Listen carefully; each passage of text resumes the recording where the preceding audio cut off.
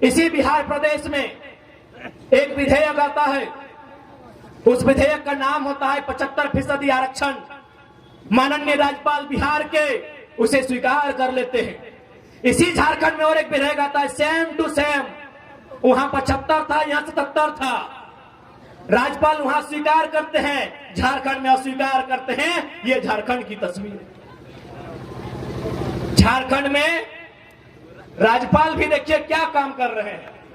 राज्यपाल भी देखिए किस कदर बायस्ड होकर काम कर रहे हैं। राज्यपाल जो एक महामहिम का उत्तराधिकारी कहा जाता है, राष्ट्रपति महोदया का उत्तराधिकारी राज्यपाल को कहा जाता है, आज बताइए वे भी क्या काम कर रहे हैं। यही बिहार में स्वीकार और झारखंड में दरकिनार। ये झारखंड की राजनीति है, बताइए आप। इसलिए आज इस बात को समझना होगा, बिहार में क्यों पारित हुआ पता है? बिहार में 243 विधायक बैठते हैं, 243 के 243 कट्टर बिहारी हैं। बहुत खुशी की बात है, क्योंकि ये लड़ाई झारखंडी बिहारी, झारखंडी बंगाली की नहीं है। बिहार में ये पारित हुआ। बिहार में 243 विधायक कट्टर बिहार के निवासी है। यह झारखंड में आधे गैर झारखंडी हैं और आधे अगर झारखंडी भी हैं तो माटी के प्रति ना उनका प्रेम है, न समर्पण है, केवल लूटने की मंशा है। इसलिए यहाँ कोई विधायक ठीक से पारित तक नहीं होता। इसलिए आज तमाम नौजवानों को इस राजनीति को बदलना होगा और विश्वास कीजिए, विश्वास कीजिए। जिस दिन नौजवान आई हेट पॉलिटिक्स नहीं, आई लव पॉलिटिक्स कहेंगे, कसम से बदलाव होगा। आज एक वो लड़का, साधारण सा लड़का, 2 साल पहले जिसको कोई जानता नहीं था, आज राजनीति में ईमानदारी पूर्वक आया है, समर्पित भाव से आया है और संविधान को पढ़ के आया है। इतना ताकतवर बना है कि गिरिडीह और धनबाद में लोग हिम्मत नहीं कर रहे कैंडिडेट कौन होगा।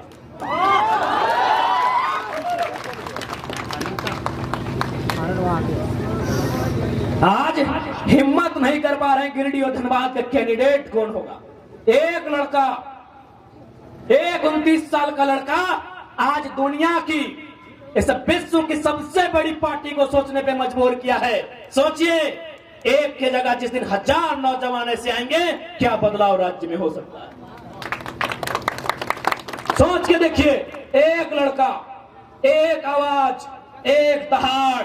आप दिल्ली आज डगमग है। आज माननीय अमर कुमार बावरी भारतीय जनता पार्टी से विपक्ष का नेता है। इसमें उनकी काबिलियत नहीं है महोदय, क्योंकि वो जेबीएम से विधायक थे, दल बदलू है, लेकिन फिर भी भारतीय जनता पार्टी में सम्मान मिला, क्योंकि आंदोलन हो रहा था बोकारो में और आंदोलन टाइगर जयराम महतो कर रहा था।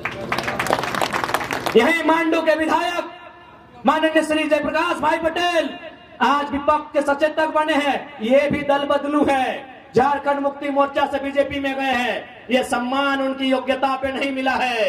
देखा कि कौन लड़का है, नारे करे घरवा के लग रहे जाट भैया लगो, चलिए एक ऊपर उठाइए, एक को ऊपर उठाइए, अगला को दबाना है। तो ये 2 साल का रिपोर्ट कार्ड है आपके सामने। एक महोदय गए रामगढ़ से सांसद राज्यसभा, बुढ़ारी उम्र में गए हैं।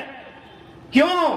क्योंकि बिहार के माननीय नीतीश कुमार ने भी देखा कि आंदोलन करने वाले लोग कौन हैं, राज्यसभा भेजने का काम। एक लड़का आज राज्य में उथल पुथल मचा के रखा है और शायद हो सकता है कि धनबाद, जिसे पूरे झारखंड की 14 लोकसभा में हॉट सीट कहा जाता है, कोयला का सल्तनत कहा जाता है, उस कोयले की सल्तनत में 1952 में पहला चुनाव हुआ था। शायद 2024 में उम्मीद है पहली बार कोई खतियानी बेटा को नेशनल पार्टी शायद टिकट दे दे। ये उसकी योग्यता नहीं होगी, ये एक लड़के की धक्कड़ आवाज का परिणाम है। एक लड़के की आवाज का परिणाम है। एक लड़के की आवाज से आज झारखंड की राजनीति की तस्वीर बदली है। सोच के देखे, वो संख्या जिस दिन 100 होगी, वो संख्या जिस दिन 1000 होगी, वो जिस दिन संख्या लाख होगी, और खासकर जिस दिन संख्या लाख होगी, अच्छे अच्छों की खाक हो जाएगी। इस बात को याद रखिए। बताइए, दुनिया की सबसे बड़ी पार्टी कितना मेहनत करती है। भले हम भारतीय जनता पार्टी की नीतियों की आलोचना करते हैं और करेंगे, लेकिन इस बात की प्रशंसा कीजिए कि दुनिया की सबसे बड़ी पार्टी उसको इतना फुर्सत है कि जयराम महतो को वॉच कर रही है, रिपोर्ट भेज रही है कि गिरिडीह धनबाद खबरदार। दुनिया की सबसे बड़ी पार्टी इस लड़के को वॉच कर रही है, पल पल का खबर भेज रही है कि गिरिडीह लोकसभा धनबाद लोकसभा में खबरदार। यह एक पारसनाथ का मतवाला टाइगर आया है जो किसी से झुकने वाला नहीं है, वह जब बोलता है सबकी खोल के रख देता है। सोचिए, इसलिए आज नौजवानों,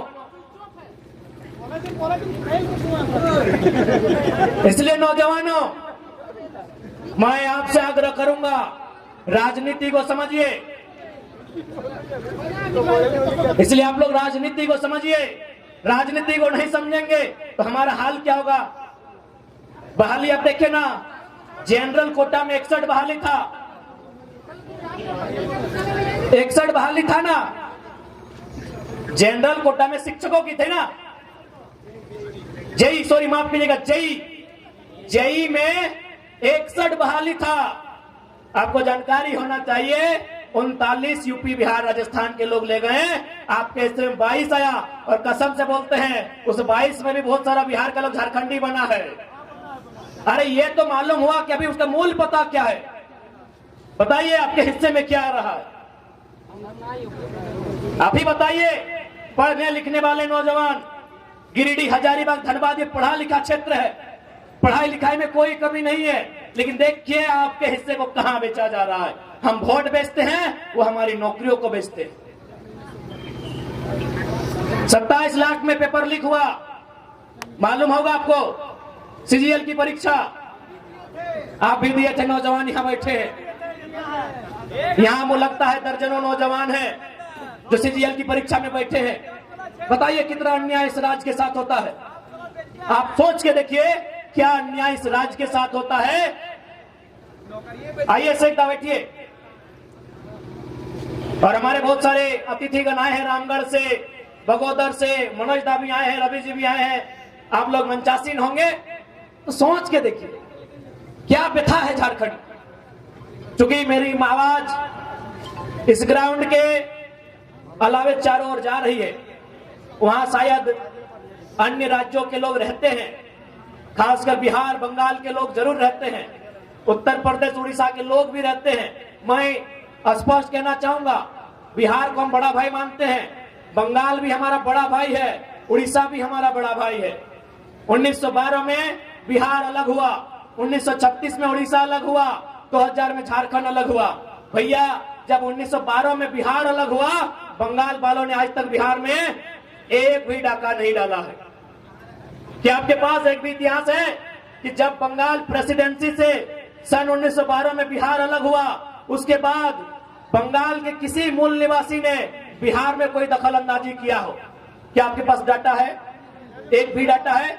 नहीं है, क्योंकि बंगाल ने बिहार को भाई मान के अपना हिस्सा अलग कर दिया। ठीक फिर बिहार से 1936 में उड़ीसा अलग हुआ, क्या बिहार के लोगों ने उड़ीसा में दखल अंदाजी किया है? नहीं किया है। लेकिन जैसे ही झारखंड अलग हुआ, सब लोग यहाँ टांग गड़ा के बैठे हैं। ये दुर्भाग्य का बात है।